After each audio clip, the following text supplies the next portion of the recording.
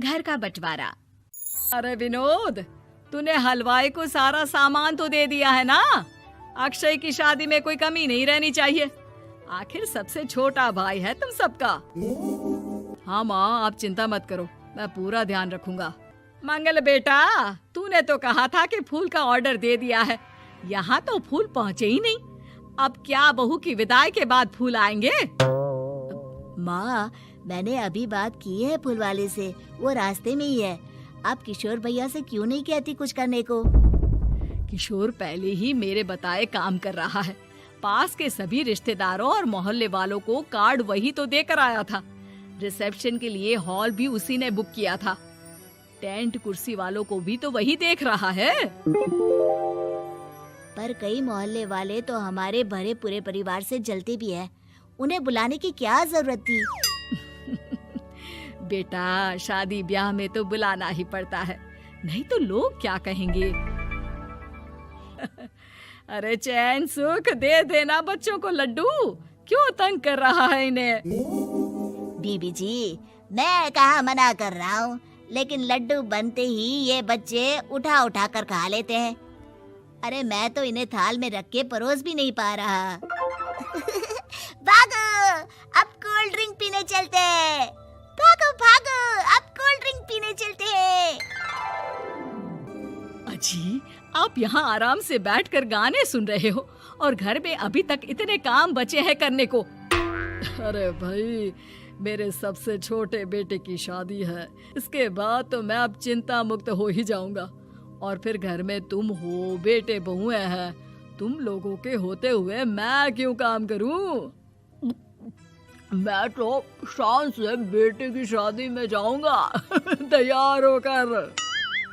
अरे ठीक है, अब आप आराम ही कीजिए। एक बार अभिषेक की बीवी आ जाए, फिर मैं भी आराम करूंगी और मेरी चारों बहुएं पूरे घर की जिम्मेदारियां संभाल लेगी। इतना बेटा भी तू अब तक तैयार नहीं हुआ? किससे बात कर रहा है फोन पर? तैयार कैसे हूँ? सैलून जाने से तो आपने मना किया है क्योंकि मुझे हल्दी लग चुकी है। भाभीयों को देखो, सुबह से पार्लर में है। देखो ना, मेरे हाथों की मेहंदी भी अभी नहीं उतरी है और तुम्हारी मम्मी ने मुझे घर के कामों में लगा दिया। मैंने सोचा था कि घर की सबसे छोटी बहू होने के कारण मुझे सब पलकों पर बिठा के रखेंगे, पर यहाँ तो पलक झपकने की भी फुर्सत नहीं मिलती। देखो नंदू, शादी के पहले ही मेरे घर वालों ने तुम्हें और तुम्हारे पेरेंट्स को बता दिया था कि मैं जॉइंट फैमिली में रहता हूँ, तो फिर अब ये शिकायत क्यों? और फिर तुमसे पहले मेरी भाभी भी तो आई थी शादी करके, उन्होंने तो कभी कुछ नहीं कहा। नंदिता तब तो चुप हो जाती है, लेकिन ऐसा बहुत दिनों तक नहीं चलता। अरे नंदिता, माँ बाबूजी की दवाई का टाइम हो गया है, उन्हें दवाई दिलाओ और उसके बाद सबके लिए नाश्ता बना देना। पर भाभी, मैं तो अभी अपना फेवरेट सीरियल देख रही हूँ। प्लीज मेरी जगह आप कर लो ना ये काम। ठीक है, मैं तेरी जगह माँ बाबूजी को दवाई दे आती हूँ और नाश्ता बना लेती हूँ। तू मेरी जगह पूरे घर की डस्टिंग करके 5 बच्चों को स्कूल के लिए तैयार करके भेज देना और दोपहर का खाना बनाने के बाद कपड़े धोकर सुखा देना। उसके बाद हम दोनों मिलकर बाजार जाकर सब्जी ले आएंगे, फिर डिनर की तैयारी कर लेंगे और उसके बाद बस भाभी, मैं माँ बाबूजी को दवाई देकर सबके लिए नाश्ता बना देती हूँ। हे भगवान, ये कहाँ लाकर फंसा दिया मुझे। मेरे घर में तो गिनती की 8 रोटियां और 2 सब्जी बनती थी और नाश्ता निपट जाता था। यहाँ तो रोटियों का ढेर और सब्जियां बड़े बड़े पतीलों में बनानी पड़ती है। नाश्ता बनते बनते लंच का टाइम हो जाता है और लंच बनते बनते डिनर का। अभी मुझ में तुम्हारे पूरे परिवार का नखरा उठाने की और ताकत नहीं बची। मैं ऐसे नहीं रह सकती। अरे तो क्या चाहती हो तुम? मुझे अलग रहना है बस। तो ठीक है, हम कल ही शिफ्ट हो जाएंगे किराए के घर में। इतना बड़ा घर होते हुए हम किराए पे क्यों रहेंगे? ना जी ना, घर में ही दीवार खड़ी करो अपने हिस्से के आगे। घर के साथ साथ घर की खुशियों में भी दीवार खींच जाती है। ऐसे ही कई महीने बीत जाते हैं और नंदिता माँ बन जाती है। बच्चे के आने से अभिषेक के कंधों पर खर्चों का बोझ आ पड़ता है। अभिषेक का बोझ कम करने के लिए नंदिता भी पार्ट टाइम जॉब कर लेती है। लेकिन इससे उसके सर पर नौकरी, घर और बच्चे की जिम्मेदारी बढ़ जाती है। नंदिता, ये क्या है? तुमने घर भी ठीक से साफ नहीं किया, ना ही मेरे कपड़े धुले हैं। चिंटू के बाल भी कटवाने जाना था, देखो उसके बाल कितने बढ़ गए हैं। अरे करती क्या हो पूरा दिन तुम? मैं करती क्या हूँ?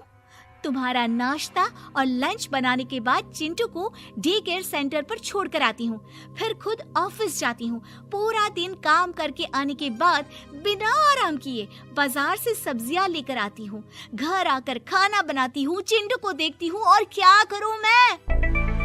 तो किसने कहा था अपने सर पर इतने काम लेने को? मत जाओ ऑफिस। ऑफिस जाए बिना घर के खर्चे कहाँ से पूरे होंगे? चिंटू की डे केयर का खर्च, उसके लिए बेबी फूड का खर्च, प्रेस वाले का खर्च, ये सब तुम्हारी सैलरी से होता नहीं है। अगर परिवार से अलग नहीं होती तो इतनी मुसीबतें नहीं उठानी पड़ती तुम्हें परिवार के साथ मिलकर काम करने में दिक्कत थी, लेकिन काम तो अब भी बहुत है तुम्हारे सर पर। चिंटू को भी डे केयर भेजने की जरूरत नहीं पड़ती, उसको गोद में खिलाने के लिए दादा दादी और घर के सभी बड़े होते, उसके साथ खेलने के लिए उसके भाई बहन भी होते। मेरे तीनों बड़े भाइयों के बच्चे भी बड़े हुए हैं, लेकिन बिना महंगा बेबी फूड खाए, क्योंकि मेरी माँ और भाभियाँ बहुत अच्छे से जानती है कि बच्चे को क्या खिलाना चाहिए। बिजली के बिल जैसे खर्चे भी सब मिलकर बांट लेते थे, लेकिन तुम्हें तो सबसे अलग रहने में ही मजा आता है, तो अब शिकायत क्यों करती हो? बस करो अभिषेक, बस करो। मैं मानती हूँ कि मैं गलत थी। मेरे एक गलत फैसले ने हमें बिल्कुल अकेला कर दिया है सबसे। एक घर में होते हुए भी हम बाकी परिवार से अजनबियों की तरह रह रहे हैं। अभिषेक और नंदिता की सारी बातें घर के बाकी लोगों को सुनाई दे रही थी। तभी कमला बोल पड़ती है। अरे नंदिता बहू, किसने कहा कि तुम अकेले हो? तुम्हारा इतना भरा पूरा परिवार है ना तुम्हारे साथ। हम तो बस ये चाहते थे कि तुम अपनी गलती समझ जाओ। अगर हम तुम्हें समझाते तो शायद तुम ना समझती, लेकिन अपनी गलती का एहसास तुम्हें खुद हो गया है, तो अब तुम समझ चुकी हो परिवार में एक साथ रहने का मोल क्या होता है। मम्मी जी, मुझे माफ कर दीजिए, अब ऐसा दोबारा कभी नहीं होगा। अरे माफी बाद में, पहले मेरा पोता जरा मेरी गोद में तो दे, और तू जाकर सबके लिए चाय बना ला।